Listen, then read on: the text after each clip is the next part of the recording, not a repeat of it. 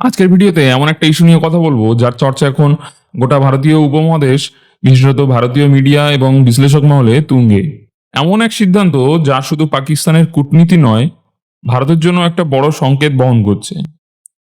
পাকিস্তান তাদের পাশনি বন্দর উন্নয়ন ও পরিচালনার দায়িত্ব মার্কিন যুক্তরাষ্ট্রকে দিতে যাচ্ছে, এবং সেটা $1.2 বিলিয়ন একটা চুক্তি হতে চলেছে। এই পাশনি বন্দরটা অবস্থিত বালুচিস্তানে এবং আরব সাগরের একেবারে উপকূলে অবস্থিত এই বন্দর। শুনতে একটু সিনেমা মতন লাগলেও ঘটনাটা বাস্তব। পাকিস্তান চায় মার্কিন লগ্নি, আধুনিক অবকাঠামো, আর বিনিময়ে সেই বন্দর দিয়ে আমেরিকা তার ক্রিটিক্যাল মিনারেল অর্থাৎ রেয়ার আর্থ উপাদান, ধাতু, তেল ইত্যাদি সরাসরি অ্যাক্সেস করতে পারবে। আপনারা সবাই দেখবেন যে কিছুদিন আগে আসিম মুনিরের একটা ছবি খুব ভাইরাল হয়েছিল। পাকিস্তানি আর্মি চিফ আসিম মুনির একটা ব্রিফ কেস হাতে নিয়ে ডোনাল্ড ট্রাম্পের সামনে কিছু রেয়ার আর্থ উপাদান দেখাচ্ছিলেন।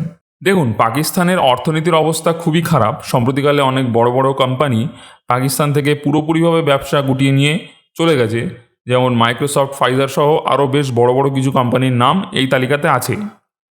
পাকিস্তান চাইছে বিদেশি লগ্নি টানতে, তাই তারা এখন এইভাবে নিজেদের দেশের যে সমস্ত অ্যাসেট আছে সেগুলোকে বন্ধক রেখে বিদেশি লগ্নি টানার একটা চেষ্টা চালাচ্ছে।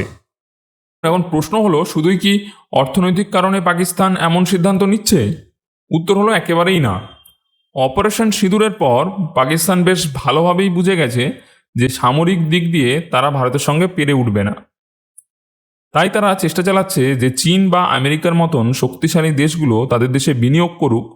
ফলে পরবর্তী সময়ে ভারত যদি পাকিস্তানের উপর বড় কোনো আক্রমণের পরিকল্পনা করে, তখন চীন বা আমেরিকাকে দিয়ে তারা ভারতের উপর চাপ সৃষ্টি করতে পারবে যাতে ভারত আক্রমণ না করে, কারণ যুদ্ধ হলে এই দেশগুলোর বিনিয়োগের উপর ব্যাপক প্রভাব পড়বে।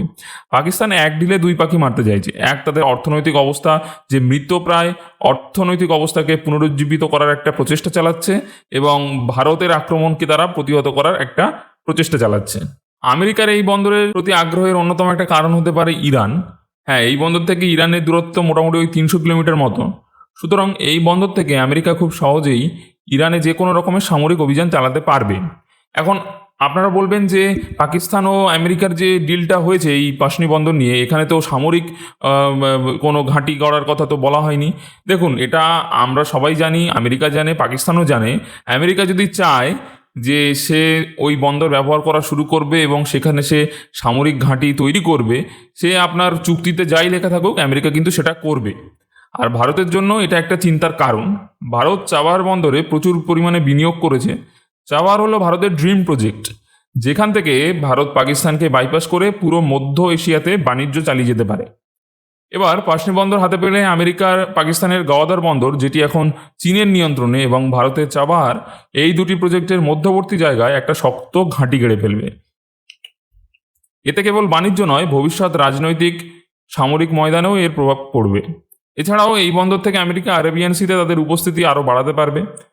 ভারত সরকার এই বিষয়ের উপর নজর রাখছে এবং কূটনৈতিক দৃষ্টিকোণ থেকে পর্যালোচনা করছে, যদিও এখনও পর্যন্ত সরকারিভাবে এই বিষয়ের উপর কোনো বিবৃতি দেওয়া হয়নি। দেখুন, এই সব সিদ্ধান্ত দৈনন্দিন জীবনের চেয়ে অনেক বেশি গভীর। এই ধরনের কূটনৈতিক হাঁটাহাঁটি ভবিষ্যতে পুরো দক্ষিণ এশিয়ার ভূ রাজনৈতিক ম্যাপ বদলে দিতে পারে। ট্রাম্পের নেতৃত্বে আমেরিকার ফের এই অঞ্চলমুখী কৌশল ভারতের জন্য আশীর্বাদ নাকি বাড়তি বিপদ, সেটা এখন একমাত্র সময়ই বলতে পারে। আর আপনারা আপনাদের মতামত কমেন্টে জানাতে ভুলবেন না। আর ভিডিওটি ভালো লাগলে অবশ্যই চ্যানেলটিকে সাবস্ক্রাইব করুন এবং ভিডিওটিকে লাইক করুন। দেখা হবে পরের ভিডিওতে। জয় হিন্দ, বন্দে মাতরম।